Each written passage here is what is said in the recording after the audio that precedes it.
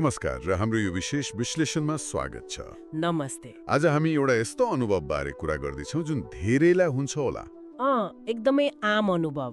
8 घण्टा सुतेर उठ्दा पनि बिहान शरीर भारी, मन फुर्तिलो नहुने। किन होला? हो नि, यो जाँगर नचल्ने बिहानी त कतिले भोगेका होलान्। आज त्यही विषयमा कुरा गरौँ। हामीलाई प्राप्त भएका सामग्रीहरू, लेख, अनुसन्धान, विज्ञका विचारहरू सबै केलाएर कारण के हो अनि बिहानैदेखि ऊर्जावान रहन के गर्न सकिन्छ भनेर गहिरिएर हेरौँ न त। एकदमै। हाम्रो उद्देश्य नै यही हो, स्रोतहरूबाट मुख्य जानकारी निकालेर दिनभर कसरी ताजा र सक्रिय रहन सकिन्छ भन्ने उपाय पत्ता लगाउनु। ल, त्यसो भए सुरु गरौँ है त। सबभन्दा ठूलो प्रश्न किन हुन्छ यस्तो? घडीले 8 घण्टा देखायो तर शरीरले मान्दैन। स्रोतहरूले के भन्छन्? मुख्य जड के हो? लगभग सबै स्रोतमा दोहोरिएको एउटा आधारभूत कुरा छ, त्यो हो निद्राको गुणस्तर विरुद्ध कति समय सुत्यो भन्ने। गुणस्तर विरुद्ध समय हो। डाक्टर मारी हर्वर्ड, जो निद्रा विशेषज्ञ हुन्, उहाँले के भन्नुहुन्छ भने ओछ्यानमा कति घण्टा बिताइयो भन्दा त्यो बेलाको निद्रा कति गहिरो थियो, कति पुनर्ताजगी दिने खालको थियो भन्ने महत्त्वपूर्ण छ। मतलब शरीरलाई मर्मत गर्ने खालको निद्रा भएन भने? एकदम। 7-8 घण्टा सुते पनि थकान लाग्नु स्वाभाविक हो यदि निद्राले भोलिपल्टका लागि शरीरलाई तयार पार्न सकेन भने। यो त महत्त्वपूर्ण कुरा भयो। कति घण्टा भन्दा पनि कस्तो सुतियो भन्ने। त्यसो भए यो राम्रो निद्रामा बाधा पुर्याउने कुराहरू के हुन् त? केही खास कारणहरू छन् कि? अवश्य छन्। एउटा प्रमुख कारण जुन धेरैलाई थाहा नहुन सक्छ त्यो हो स्लिप एप्निया। स्लिप एप्निया त्यो भनेको? यो अवस्थामा नि सुतेको बेला सास छिनछिनमा रोकिने अनि फेरि सुरु हुने हुन्छ। रातभरि यस्तो भइरहँदा गहिरो आरामदायी निद्रामा पुग्नै पाइँदैन। अनि थाहा पनि नहुने? धेरैलाई थाहा हुँदैन। नेपाली स्रोत 1ले पनि भनेको छ, यदि बिहान उठ्दा मुख एकदम सुक्खा हुने, धेरै घुर्ने वा दिनभरि निद्रा नपुगी जस्तो भइरहन्छ भने यसको शङ्का गर्नुपर्छ। स्लिप एप्निया त अलि गम्भीरै सुनियो। यो बाहेक हाम्रो सामान्य बानी वा वातावरणले पनि त असर गर्छ होला नि? एकदम। सुत्ने वातावरण अर्को ठुलो कुरा हो। डाक्टर होर्वाट र नेपाली स्रोत 1 दुवैले यसमा जोड दिएका छन्। जस्तै कोठा धेरै उज्यालो हुनु, हल्ला हुनु, ओछ्यान नमिल्दो हुनु वा कोठा धेरै चिसो वा तातो हुनु, यी सानो लाग्ने कुराले पनि गहिरो निद्रामा पुग्न रोक्छन्। अनि हाम्रो सुत्ने तालिका नि कहिले 10 बजे कहिले 1 बजे सुत्यो, यसले कति फरक पार्छ? ओहो, यो त एकदमै महत्त्वपूर्ण। स्रोतहरूले अनियमित तालिकालाई निद्राको गुणस्तर घटाउने प्रमुख कारण मानेका छन्। कसरी? डाक्टर होर्वाट, विकिहाउ, नेपाली स्रोतहरू सबैले के भन्छन् भने हरेक दिन फरक समयमा सुत्ने उठ्ने गर्दा हाम्रो शरीरको आन्तरिक घडी, त्यो सर्काडियन रिदम भन्छ नि, त्यो बिग्रिन्छ। त्यो बायोलोजिकल क्लक हो। त्यही शरीरलाई कहिले सुत्ने कहिले उठ्ने भन्ने तालमेल नै मिल्दैन। तर हरेक दिन ठ्याक्कै एउटै समयमा सुत्नु उठ्नु व्यावहारिक होला र? खास गरी छुट्टीको दिन?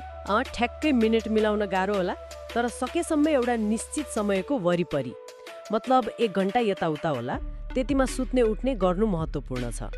छुट्टीमा पनि धेरै फरक नगर्दा राम्रो। अनि एउटा बानी जुन मलाई लाग्छ धेरैमा छ, त्यो स्नुज बटन थिच्ने। अलार्म बजेपछि 5-10 मिनट अझै सुत्ने। यसको पनि असर पर्छ र? मैले त धेरै गर्छु। हो, र यो बानीले फाइदा भन्दा बेफाइदा गर्छ। विकिहाउ र एभ्रिडे हेल्थले त यो नगर्नु नै भन्छन्। किन नि? कारण के हो भने स्नुज गर्दा हामी फेरि निदाउँछौँ त, तर त्यो एकदमै हल्का टुक्रा परेको निद्रा हुन्छ।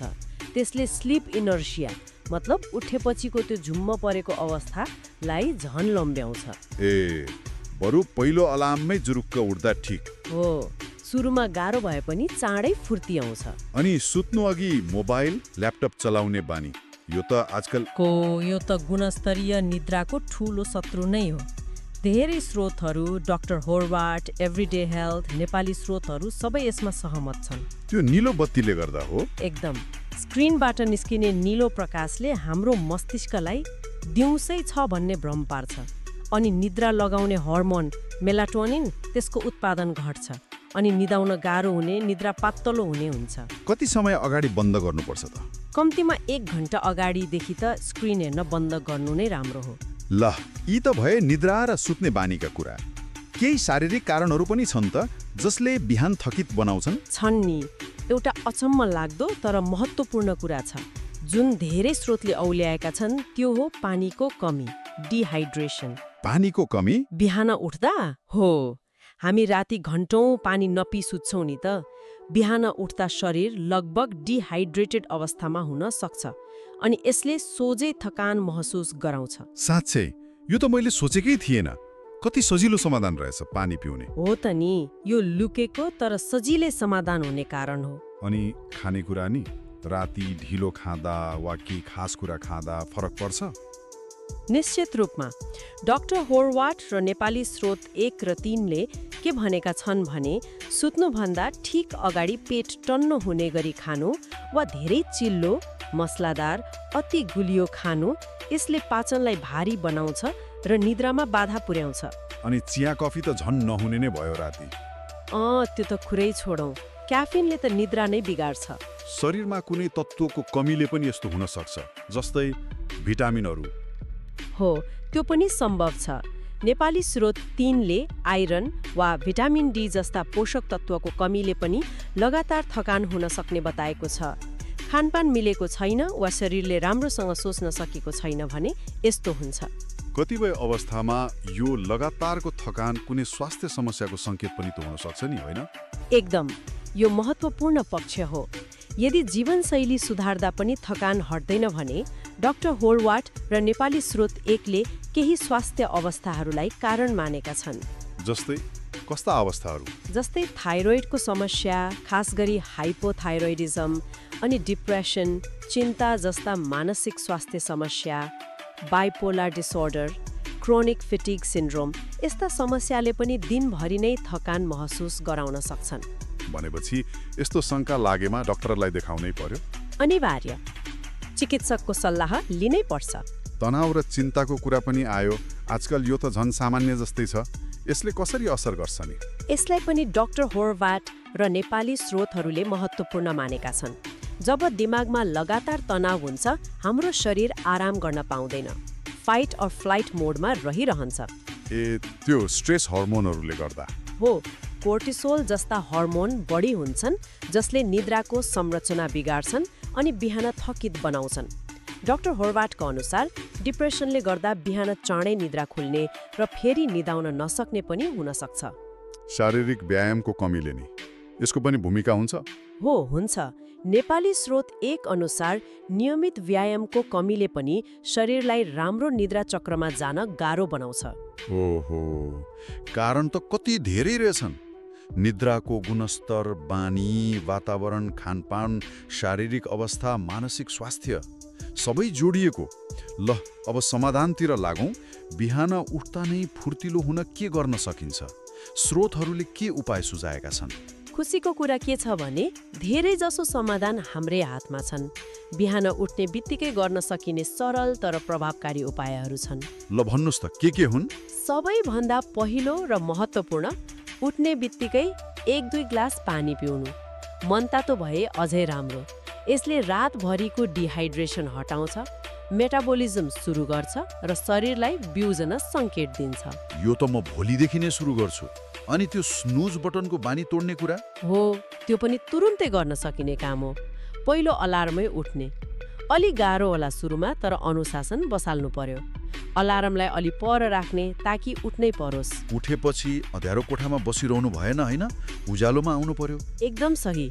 विकी हाउ र एभ्रिडे हेल्थ दुवैले भनेका छन् उठ्ने बित्तिकै पर्दा खोल्ने, बाहिर घाममा निस्कने। उज्यालोले शरीरको घडीलाई बिहान भयो भन्छ।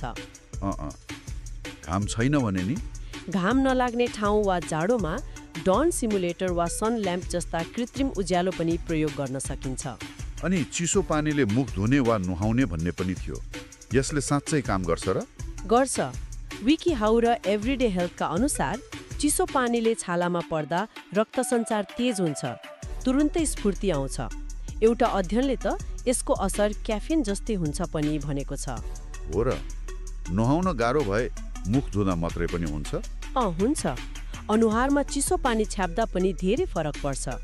विकी हाउमा एउटा विज्ञको सुझाव थियो उठ्ने बित्तिकै मोबाइल नहेर्ने। यो कतिको महत्त्वपूर्ण? यो निकै व्यावहारिक सुझाव हो। उठ्ने बित्तिकै नोटिफिकेसन्स, इमेल हेर्दा दिमाग फेरि तनावमा जान सक्छ। बिहानको शान्ति र ऊर्जा भङ्ग हुन्छ। बरु केही मिनट शान्त बस्ने, पानी पिउने। ठिक हो, यी त भयो उठ्ने बित्तिकैका कुरा। अब बिहानको बाँकी समय जस्तै नास्ता कस्तो हुनुपर्छ? स्वस्थ नास्ता त अत्यावश्यक छ। रातभरिको खाली पेटपछि शरीरलाई इन्धन चाहिन्छ। नास्तामा प्रोटिन, स्वस्थ कार्बोहाइड्रेट र फाइबर हुनुपर्छ। यसले रगतमा चिनीको मात्रा बिस्तारै बढाउँछ र लामो समय ऊर्जा दिन्छ। चिनी धेरै भएको चाहिँ खानु भएन, जस्तै गुलियो सिरियल। त्यस्तोले सुरुमा ऊर्जा दिए जस्तो गरे पनि चाँडै नै एनर्जी क्रास गराउँछ। एभ्रिडे हेल्थले त बिहानको नास्तामा लगभग 30 ग्राम प्रोटिनको लक्ष्य राख्नुपर्छ पनि भनेको छ। 30 ग्राम प्रोटिन? कस्तो नास्ता होला त्यो? उदाहरण दिनुस् न। जस्तै फलफुल र नट्स हालेको ओटमिल, दहीसँग फलफुल, 2-3 वटा अन्डा तरकारीसँग, वा अघिल्लो रात बनाएर राखेको स्मुदी, फलफुल, दही, पालक, प्रोटिन पाउडर हालेर। अनि बिहान व्यायाम गर्ने कुरा नि धेरैले त समय नै हुँदैन भन्छन्। हो, समय निकाल्न गाह्रो होला, तर थोरै व्यायामले पनि ठूलो फरक पार्छ। 15-20 मिनट छिटो हिँड्ने, योग गर्ने वा 100 पटक उफ्रेर जम्पिङ ज्याक्स, यसले रक्त सञ्चार बढाउँछ, मुड राम्रो बनाउने हर्मोन निकाल्छ। बाहिर गर्न पाए झन् राम्रो। खुला हावामा गर्दा अझै राम्रो। हिँड्नु पनि राम्रो व्यायाम हो नि। ढाँप माझ्ने जस्तो सानो कुराले पनि फरक पार्छ र? विकी हाउलले त्यसलाई पनि प्रभावकारी मानेको छ। सफा त भइहाल्यो, पुदिनाको स्वादले पनि ताजा बनाउँछ। माउथवाश वा च्युइगमले पनि केही हदसम्म फाइदा गर्ला।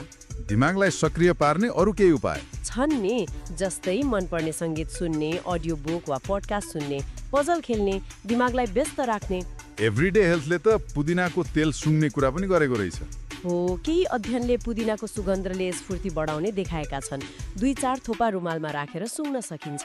ल, अब आउँछ धेरैको बिहानीको साथी चिया वा कफी, क्याफिन। यसले त ऊर्जा दिन्छ, तर कसरी प्रयोग गर्ने? कतै उल्टो असर त गर्दैन? क्याफिनले तत्कालै जागरुकता त बढाउँछ, तर यसको प्रयोग सावधानीपूर्वक गर्नुपर्छ, मध्यम मात्रामा। कति जति? सुरुमा 75-100 मिलिग्राम, मतलब लगभग 1 कप कफी। वयस्कले दिनमा 400 मिलिग्राम र किशोर किशोरीले 100 मिलिग्राम भन्दा बढी नगर्नु राम्रो। तर यसमा मात्रै निर्भर हुनु चाहिँ दिगो समाधान होइन। यो पिउने समय र तरिका नि खाली पेटमा पिउनु हुन्छ कि हुँदैन? यो महत्त्वपूर्ण छ। खाली पेटमा नपिउनु नै राम्रो। नेपाली स्रोत 2 र एभ्रिडे हेल्थले पनि यही भनेका छन्। खाली पेटमा पिउँदा स्ट्रेस हर्मोन बढ्ने, पछि झन थकान हुने, एसिडिटी हुने जोखिम हुन्छ। भनेपछि नास्तासँगै पिउनु ठिक हो। केही खाएपछि वा नास्तासँगै पिउनु राम्रो। अनि असर देखिन 45-60 मिनट लाग्छ, त्यो पनि याद राख्नु पर्यो। यसले अरू खानेकुरा वा औषधिसँग पनि अन्तर्क्रिया गर्छ? हो, गर्छ। विकी हाउले केही उदाहरण दिएको छ। चिनी मिसाउँदा तत्काल फाइदा भए जस्तो लागे पनि पछि थकान हुन्छ। ग्रेपफ्रुट जुसले असर लम्ब्याउन सक्छ, तर यो अरू औषधिसँग खतरनाक हुन सक्छ। केही एन्टिबायोटिक्स, दमको औषधि वा जडीबुटीसँग असर बढ्न सक्छ। अनि धूम्रपान गर्नेमा क्याफिनको असर छिटो जान्छ। साइड इफेक्टबाट बच्न नि संवेदनशील हुनुहुन्छ भने दिउँसो अघि नै पिइसक्नु राम्रो। टाउको दुख्ने वा मुटु ढुकढुक भए मात्रा घटाउनु पर्यो। र सबैभन्दा महत्त्वपूर्ण कुरा, क्याफिन, राम्रो निद्रा, स्वस्थ खाना, व्यायामको विकल्प होइन। गुलियो एनर्जी ड्रिङ्क त झन् नपिउनु नै बेस हो। यी त भए बिहानका उपाय, तर दिगो ऊर्जाको लागि त रातको निद्रा नै सुधार गर्नु पर्यो होइन त? राम्रो निद्राको लागि के सुझाव छन् त? तपाईले एकदम सही ठाउँमा समात्नु भयो। बिहानको ऊर्जाको जग नै रातको गुणस्तरीय निद्रा हो। यसका लागि केही आधारभूत तर महत्त्वपूर्ण सुझावहरू छन्। जस्तै पहिलो, फेरि त्यही कुरा, नियमित तालिका। यो निकै महत्त्वपूर्ण छ। सबै स्रोतले भनेका छन् हरेक दिन सकेसम्म छुट्टीमा पनि लगभग एउटै समयमा सुत्ने र उठ्ने। यसले शरीरको आन्तरिक घडीलाई ठीक राख्छ। कति घण्टा सुत्नुपर्छ भनिन्छ सामान्यतया? धेरै जसो वयस्कलाई 7 देखि 9 घण्टा, बालबालिका र किशोर किशोरीलाई अझ बढी 9 देखि 11 घण्टा। तर यो व्यक्ति पछि फरक हुन सक्छ। मुख्य कुरा कति सुतेपछि आफूलाई ताजा महसुस हुन्छ भन्ने हो। 10 घण्टा सुतेर पनि थकित हुनुहुन्छ भने चाहिँ डाक्टरको सल्लाह लिनुपर्छ। सुत्ने कोठाको वातावरणको कुरा पनि आयो अघि। हो, त्यसलाई फेरि जोड दियौँ। चिसो, अँध्यारो र शान्त। आवश्यक परे बाक्लो पर्दा, इयरप्लग, आई मास्क वा व्हाइट नोइज मसिन प्रयोग गर्ने। अनि सुत्नु अघि के गर्ने के नगर्ने, त्यो बेड टाइम रुटिनको कतिको महत्त्व छ? यसको निकै ठूलो महत्त्व छ। शरीर र दिमागलाई बिस्तारै शान्त पार्नुपर्छ। कम्तीमा 1 घण्टा अघिदेखि स्क्रिन बन्द। भारी खाना, धेरै झोल, क्याफिन, अल्कोहोल नलिने। बरु के गर्ने त? केही आरामदायी गतिविधि गर्ने, किताब पढ्ने, शान्त सङ्गीत सुन्ने, गहिलो सास लिने, ध्यान गर्ने, हल्का योग गर्ने। ओछ्यानलाई चाहिँ सुत्नका लागि मात्र प्रयोग गर्नुपर्छ भन्ने कुरा नै हो। एभ्रिडे हेल्थले यो मनोवैज्ञानिक पक्षलाई जोड दिएको छ। ओछ्यानमा बसेर काम गर्ने, टिभी हेर्ने गर्यो भने मस्तिष्कले ओछ्यानलाई निन्द्रासँग जोड्न छोड्छ। सुत्न र यौन सम्बन्धका लागि मात्र प्रयोग गर्नु राम्रो। अनि निन्द्रा लागेन भने के गर्ने? ओछ्यानमै पल्टिरहने? त्यसो नगर्ने। 20-30 मिनटसम्म निन्द्रा लागेन भने उठेर अर्को कोठामा जाने, केही शान्त वा अलि झ्याउलाग्दो काम गर्ने, जस्तै बोरिङ किताब पढ्ने। निन्द्रा लागे जस्तो भएपछि मात्र फेरि ओछ्यानमा फर्कने। दिनमा गरिने व्यायामले रातको निन्द्रामा कस्तो असर गर्छ? दिनको व्यायामले रातमा छिटो निदाउन र गहिरो निन्द्रा पढ्न मद्दत गर्छ। तर सुत्ने समयको धेरै नजिक चाहिँ कडा व्यायाम गर्नु हुँदैन। कम्तीमा 2-3 घण्टा अघि नै सक्नु राम्रो। दिउँसो सुत्ने बानी न्याप्स नै, त्यसले रातिको निन्द्रा बिगार्छ कि? छोटो न्याप लिन सकिन्छ 20-30 मिनटको, तर दिउँसो धेरै ढिलो 3-4 बजेपछि चाहिँ नसुत्नु नै राम्रो, ताकि रातिको निद्रा नबिग्रियोस्। धेरै राम्रो र व्यावहारिक जानकारीहरू समेटिए। त्यसो भए आजको यो गहिरो विश्लेषणको निचोड के हो त? बिहानको थकान हटाएर ऊर्जावान रहन सबैभन्दा महत्त्वपूर्ण कुराहरू के रहेछन्? मुख्य सन्देश के हो भने बिहानको ऊर्जा रातको गुणस्तरीय निद्राबाटै सुरु हुन्छ, अनि त्यो निद्राको मात्राभन्दा गुणस्तर बढी महत्त्वपूर्ण हुन्छ। हो, गुणस्तरीय निद्राका लागि नियमित तालिका, राम्रो वातावरण, सुत्नु अघिको शान्त रुटिन चाहियो, अनि बिहान उठ्ने बित्तिकै पानी पिउने, उज्यालोमा बस्ने, प्रोटिनयुक्त नास्ता खाने, थोरै व्यायाम गर्ने र क्याफिनको सही प्रयोग गर्ने। यिनै हुन् ऊर्जावान दिनका साँचोहरू। अनि के नगर्ने भन्नेमा पनि ध्यान दिनु पर्यो। एकदम। अनियमित तालिका, सुत्नु अघि स्क्रिन, स्नुज बटन, पानीको कमी, अनावश्यक तनाव, यीबाट बच्नु पर्यो। एकदमै। अब यो विश्लेषण सुन्नुहुने सबैका लागि एउटा सानो सोचनीय प्रश्न छोडेर जाउँ है त। आज हामीले छलफल गरेका यति धेरै उपायमध्ये भोलिको बिहानीमा सबैभन्दा ठूलो फरक पार्न सक्ने जस्तो लागेको त्यो एउटा सानो बानी कुन होला? सायद यही एउटा सानो परिवर्तन नै सुरुवात हुन सक्छ। र अन्तमा एउटा महत्त्वपूर्ण कुरा नबिर्सियौँ, यदि यी सबै उपाय अपनाउँदा पनि लगातार थकान भइरहन्छ भने यसलाई सामान्य नठान्नुहोला। स्वास्थ्य कर्मीसँग परामर्श लिनु एकदमै जरुरी छ। हो, किनभने यसको पछाडि कुनै स्वास्थ्य समस्या पनि हुन सक्छ, हैन त? हो, स्लिप एप्निया, थाइरोइड, डिप्रेसन, चिन्ता वा पोषक तत्त्वको कमी जस्ता उपचार गर्नुपर्ने कारणहरू हुन सक्छन्। एकदम सही भन्नुभयो। आफ्नो स्वास्थ्यप्रति सजग रहनु नै सबैभन्दा महत्त्वपूर्ण हो। आज यति गहिराईमा यी स्रोतहरू केलाएर महत्त्वपूर्ण जानकारी दिनुभयो, यसका लागि धेरै धेरै धन्यवाद। धन्यवाद। आशा छ यो विश्लेषणले सबैलाई आफ्नो बिहानीलाई अझ ऊर्जावान बनाउन केही न केही आइडिया दिएको छ। हाम्रा अन्य यस्तै जानकारीमूलक विश्लेषणहरू पनि सुन्नुहुन अनुरोध गर्दै आजलाई बिदा लिन्छौँ। धन्यवाद।